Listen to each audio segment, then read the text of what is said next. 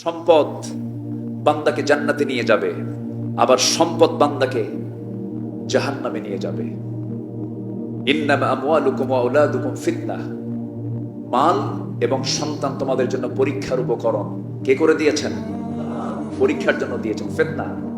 আবার আরেক জায়গায় বলছেন আল মাল ওয়াল বানুনা যিনাহ, আল্লাহ তাআলা সন্তান এবং সম্পদকে সৌন্দর্য করে দিয়েছেন। সেটা কি আখিরাতের সৌন্দর্য না দুনিয়ার সৌন্দর্য? দুনিয়া, সামান্য ক্ষণিকের জন্য আমাদের সৌন্দর্য। জিনাতুল হায়াতুদ দুনিয়া, আমাদের দুনিয়ার সৌন্দর্য এটা, কিন্তু আখিরাতের তুলনায় এটা কিছুই নয়। সম্পদ হবে না কেন? সম্পদ হওয়াতে কোনো বাধা নেই। আল্লাহ তাআলা সম্পদ হওয়ানোর জন্য, ইনকামের জন্য, রুটি রুজির জন্য আল্লাহ তাআলা নামাজ পড়ে মসজিদে বসে থাকতে বলেননি। ফাইদা কুদিয়াতিস সালাত ফাতাশিরু ফিল আরদ, নামাজ আদায় হয়ে গেছে তাড়াতাড়ি করে মসজিদ থেকে বের হয়ে যাও, রুটি রুজির সন্ধানে বের হও। সেই জায়গায় আমার জিকির করো বেশি করে, কারণ ওই জায়গায় জিকির আমার এটাই জিকির, সেটা হচ্ছে হারাম কোন উপায়ে উপার্জন করবা না, হালাল পন্থা উপার্জন করো, হালাল পন্থায়, এটাই হচ্ছে আমার জিকির। জোরে বলি সুবহানাল্লাহ। জিকির শুধু সুবহানাল্লাহ আলহামদুলিল্লাহ এটা নয়, জিকির কিন্তু সৎ উপায়ে ইনকাম করার চিন্তাটাও কি? জোরে বলেন, সৎ উপায়ে চিন্তা, সৎ উপায়ে ইনকাম করার চিন্তাটাও কি? জিকির। শুধু আল্লাহ আল্লাহ জিকির করলে কিন্তু হয় না। আপনি জিলহজ মাস পড়ে গেছে, 1 তারিখ যখনই পড়েছে, সবচেয়ে বেশি তাকবীর পড়েছেন এই মাসের প্রথম দশকে, বেশি করে তাকবীর পড়েছেন মুহাম্মদ সাল্লাল্লাহু। রাসূল সুযোগ পেলেই বলতেন আল্লাহু আকবার। বলেন আল্লাহু আকবার, আল্লাহু আকবার, লা ইলাহা ইল্লাল্লাহু, আল্লাহু আকবার, আল্লাহু আকবার, ওয়ালিল্লাহিল হামদ। সবচেয়ে বেশি রাসূল এই জিলহজের চাঁদ দেখার পর থেকে শুরু করতেন, এত বেশি পড়তেন, যখনই সুযোগ পেতেন তখন এই তাকবীরটা তিনি পড়তেন। আমরা এই দশকে বেশি করে তাকবীর পড়ব, তওবা করব। কার কাছে? আইয়ামে তাশরিকের যে 5টা দিন, 23 ওয়াক্ত নামাজের পর আমরা এই তাকবীরটা পড়ব, আল্লাহু আকবার, আল্লাহু আকবার, লা ইলাহা ইল্লাল্লাহু, আল্লাহু আকবার, আল্লাহু আকবার, ওয়ালিল্লাহিল হামদ। এই আমলগুলো আমরা, আমাদের জিহ্বার দায়িত্ব হচ্ছে, ফার্স্ট আমাদের জিহ্বার হক হচ্ছে এই মুখে কার জিকির করা? আসতে বলবেন না, কার জিকির করা? সম্পদ হবে, আসবে, যাবে, কিন্তু সেই সম্পদটা হওয়া চাই নামাজ বাদ দিয়ে না নামাজ সাথে নিয়ে। এক গরিব সাহাবী রাসূলের কাছে গিয়ে বলছে, ইয়া রাসূলুল্লাহ, আমার টাকা পয়সা কিচ্ছু নেই, খুব অভাব হুজুর, একটু আপনি আমার জন্য দোয়া করলেই আমার সম্পদ হয়ে যাবে, একটু আপনি আমার জন্য দোয়া করুন। রাসূল বললেন, যাও, আমি এই দোয়া করতে পারবো না, তুমি চলে যাও। চলে গেছে। পরের দিন আবার এসে বলতেছে, ইয়া রাসূলুল্লাহ, আমি যে আপনার কাছে দোয়া চাইছিলাম, খুব অভাবে আছি, খুব সমস্যা, সংকট, আপনি যদি একটু দোয়া করেন আমি বরকতে ধন্য হয়ে যাব। রাসূল সেই দিনে বললেন, না, তুমি চলে যাও। তৃতীয় দিন এসে যখন আবার বলছে, আমার রাসূল, দিল থেকে দোয়া করেন, আল্লাহ তুমি সালাবে বিন হাতিমের পরিবারে তুমি আল্লাহ বরকত দিয়ে দাও। রাসূল দোয়া করেন, আল্লাহ তুমি তার সম্পদ বাড়ায় দাও। আমার নবীর দোয়া কি মিস হওয়ার কথা না? কবুল হয়ে গেছে। কিন্তু প্রথম 2 দিন কি করেছিলেন? মানা করেছিলেন, দরকার নাই, দরকার নাই। কিন্তু তিনি বাধ্য হলেন, তৃতীয় দিনে দোয়া করলেন, সম্পদ হলো। সূরা তাওবার প্রেক্ষাপট এটা। সম্পদ হতে থাকলো, সম্পদ হতে হতে মেষের পাল, ছাগল পাল, উটের পাল, সম্পদ ধীরে ধীরে বাড়তে লাগলো। যে সাহাবী আগে 5 ওয়াক্ত নামাজ নবীর পিছনে ইক্তেদা করত, সেই লোকটার এখন ফজর চলে যায়, এশা চলে যায়, চরম ব্যস্ততা, জামাতে নামাজ হয় না। এই করতে করতে 5 ওয়াক্ত নামাজি শেয়ার মসজিদে এসে নামাজ পড়ার সুযোগ পায় না। দীর্ঘদিন চলে গেল।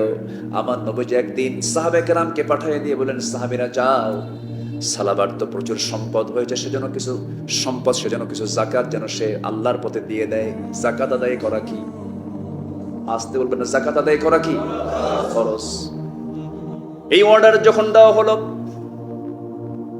কিছু সাহাবী এসে যখন সালামাকে বলল, সালামা বলে ফেললো, না আমি দিতে পারবো না, কারণ আমি তো মুসলমান, আমি কেন এই জাতীয়, কেন আমার কাছ থেকে নেওয়া হবে, অস্বীকৃতি জানায় ফেললো। যখন অস্বীকৃতি জানার নবীর কাছে যখন সংবাদ চলে গেল, রাসূল বলেন, ঠিক আছে, তার কাছ থেকে কোনো সম্পদ নেওয়ার কোনো প্রয়োজন নাই। নবী অসন্তুষ্ট হয়ে গেছেন। এই সংবাদ যখন সালাবার কানে চলে গেছে, সালাবার কানে যখন এই সংবাদ চলে গেল, রাসূল অসন্তুষ্ট হয়েছেন। সঙ্গে সঙ্গে সেই লোকটা আবার চলে আসছে রাসূলের কাছে, সে বলছে, ইয়া রাসূলুল্লাহ, চরম ভুল করে ফেলেছি আমি, আমাকে মাফ করে দেন। এই যে আমি যাকাতের সম্পদ নিয়ে চলে এসেছি, আপনি আমার থেকে যাকাত গ্রহণ করুন। রাসূল বললেন, তুমি এখন সোজা আমার সামনে থেকে চলে যাও, আমার জীবদ্দশায় তোমার কাছ থেকে আমি যাকাতের টাকা আমি কখনো নেব না। নাউজুবিল্লাহ বলেন, জোরে বলেন নাউজুবিল্লাহ। রাসূল যদি ধর্মঘটে ডাক দেন, উপায় আছে? রাসূল যদি স্ট্রাইক করেন, উপায় আছে? উপায় নেই, চলে গেছে। প্রায় প্রায় আসে, রাসূল বলেন, না আমি নেব না। ওই অবস্থায় আমার নবীর ইন্তেকাল হয়ে গেল। সম্পদ মানুষকে কোথায় নিয়ে যায়? সম্পদ হবে না কেন? অবশ্যই সম্পদ হবে, কিন্তু আল্লাহ বলছেন মুত্তাকি কারা? আল্লাহ রাব্বুল আলামিন বলেন, আল্লাযীনা ইউমিনুনা বিল গায়বি ওয়া ইউকিমুনাস সালাতা ওয়া মিম্মা রাযাকনাহুম ইউনফিকুন। ওই সমস্ত বান্দাগুলো মুত্তাকি বান্দা, আমি তাদেরকে যে সম্পদ দিয়েছি সেই সম্পদ থেকে কিছু অংশ যারা আমার পথে খরচ করবে তারাই হলো মুত্তাকি। আমি তো তোমার কাছ থেকে টোটাল চাই নাই। 100 টাকার মালিক হয়েছো, 1 লক্ষ টাকার মালিক হয়েছো, 2,500 টাকা তুমি আমাকে বছরে দিয়ে দিবা, এটা আমাকে দেওয়া নয়, এটা বান্দার হক। বান্দার হক বান্দার কাছে বুঝায়া দিবা। যাকাত দিতে যখন অস্বীকৃতি জানালো, রাসূল তার জন্য দোয়া করেছিলেন, রাসূল তার কাছ থেকে পরবর্তীতে তার যাকাত গ্রহণ করেন নাই। ওই অবস্থায় আমার নবীর ইন্তেকাল হয়ে গেল। খেলাফতের চেয়ারে বসলেন সাইয়েদনা আবু বকর সিদ্দিক রাদিয়াল্লাহু তাআলা আনহু। তার কাছে সেই সালাবা বিন হাতিম এসে বলতেছে, আমিরুল মুমিনিন চরম ভুল করে ফেলেছে, আপনি আমার থেকে যাকাত গ্রহণ করুন। তিনি বললেন, যে ব্যক্তির কাছ থেকে রাসূল যাকাত গ্রহণ করেননি, আমি কেন তার কাছ থেকে যাকাত গ্রহণ করব? প্রথম খলিফার ইন্তেকাল হয়ে গেল। দ্বিতীয় খলিফা ওমর ফারুকের শাসনামল চলছে। ওই যাকাত দিতে অস্বীকৃতি জানানো সেই ব্যক্তিটা আবার দ্বিতীয় খলিফার কাছে এসে বলছে, আমিরুল মুমিনিন আপনি আমাকে মাফ করে দেন, মেহেরবানি করে আপনি আমার থেকে যাকাত গ্রহণ করুন। তিনি বললেন, না না, অসম্ভব ব্যাপার, যেই কাজ আমার রাসূল করেন নাই, আমার আবু বকর করেন না, আমি কখনো তোমার থেকে যাকাত গ্রহণ করতে পারবো না। আল্লাহ রাব্বুল আলামিন বলেন, ফালাম্মা আতাহুম মিন ফাদলিহি বাখিলু বিহি ওয়া তাওয়াল্লাউ ওয়া হুম মুআরিদুন। বখিলগিরি করেছে যারা, কৃপণতা, এটা ঈমানদারের কাজ নয়। কৃপণতা আসে হলো শয়তান থেকে। যে কৃপণ হয় সে শয়তানের আপন ভাই, ঠিক কিনা? আজকে সবচেয়ে বেশি কৃপণ কি গরিব মানুষ না ধনী মানুষ? আসতে কয়